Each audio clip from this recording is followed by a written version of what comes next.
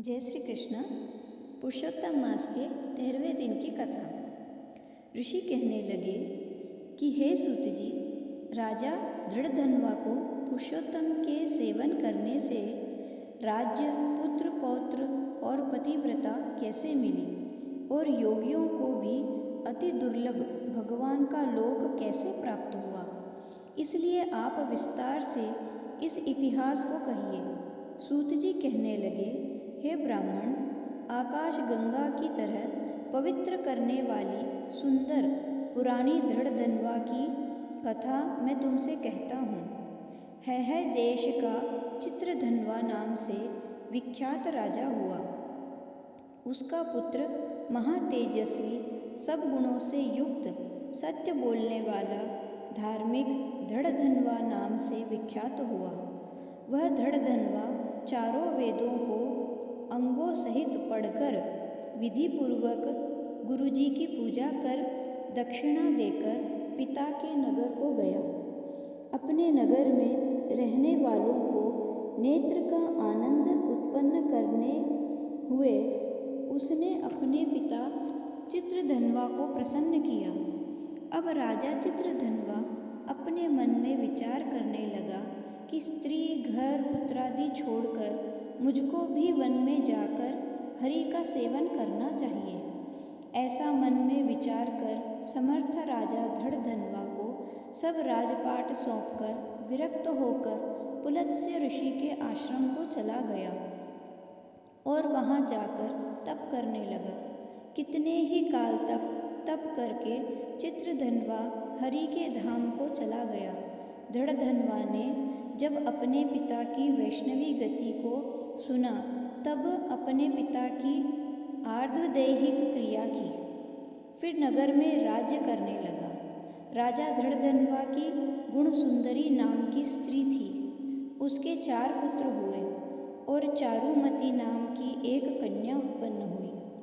उसके पुत्र चित्रवाक, चित्रवाह, मणि, मान और चित्रकुंडल नामों से विख्यात हुए।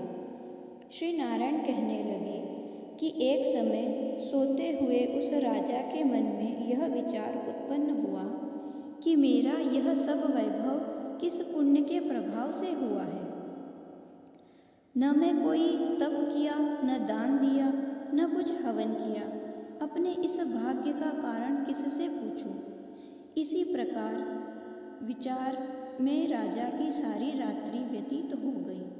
प्रातः ब्रह्म मुहूर्त में उठकर यथाविधि स्नानादि करके खड़ा होकर उदय होते हुए सूर्य को अर्घ्य देकर ब्राह्मणों को दानादि देकर और नमस्कार करके वह राजा घोड़े पर चढ़कर तत्काल शिकार के लिए वन में गया।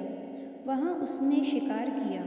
उसी वन में राजा दृढ़धन्वा के बाणों से घायल होकर एक मृग दूसरे वन में भाग गया।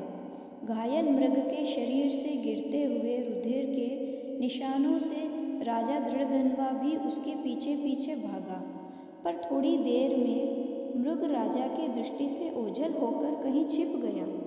राजा ने प्यास से व्याकुल होकर फिरते फिरते सागर के समान एक सरोवर को देखा। वहाँ पर तत्काल जाकर उसने पानी पिया। वहीं उसने अत्यंत घनी छाया वाला वट का वृक्ष देखा।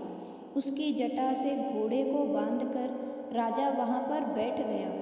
वहाँ पर वाणी बोलता हुआ एक शुक पक्षी आया। राजा को अकेले बैठा हुआ देखकर वह शुक बार बार एक ही श्लोक बोलता रहा, तू पृथ्वी में अत्यंत सुख को देखकर सार वस्तु को नहीं विचारता तो कैसे पार पहुँचेगा। ऐसे उसके इन रहस्यपूर्ण वचनों को सुनकर राजा को यही सोच हुआ कि यह बारंबार यह शुक ऐसे वचन क्यों कहता है, या यह शुकदेव जी हैं। मुझ मूढ़ को संसार सागर में डूबे हुए देखकर मुझको श्री कृष्ण का भक्त समझकर मुझ पर कृपा करके उद्धार करने को आए हैं। वह इसी विचार में था कि पीछे से उसकी सेना आ गई। वह तोता तो राजा को उपदेश देकर अंतर्ध्यान हो गया और राजा अपने नगर में आकर शुक के वाक्यों को स्मरण करता रहा। 13वां अध्याय समाप्त हुआ। जय श्री कृष्ण।